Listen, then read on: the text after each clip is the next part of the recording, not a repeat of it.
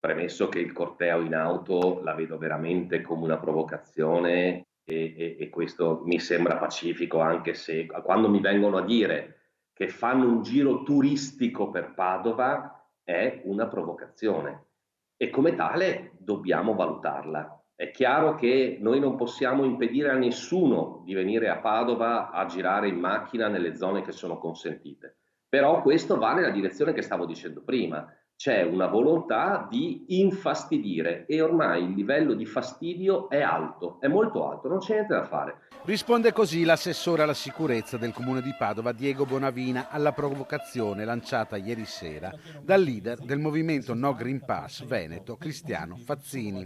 L'idea è quella di fare una gita a Padova in automobile e quindi faremo un percorso ovviamente non in zona ZTL, ma faremo un percorso normale qui in centro Padova, Largo Europa, Corso Milano e poi vedremo, eventualmente andremo fino in Prato della Valle. Fazzini parla di un giro turistico perché ci sono tanti manifestanti che vengono da fuori città e non la conoscono.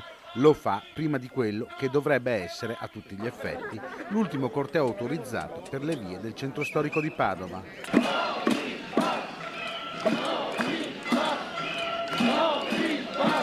In 350 hanno sfilato rumorosamente per le vie del centro storico.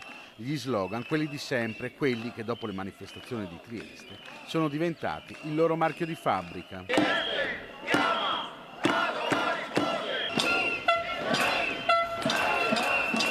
La gente come noi non molla mai, la gente come noi non molla mai.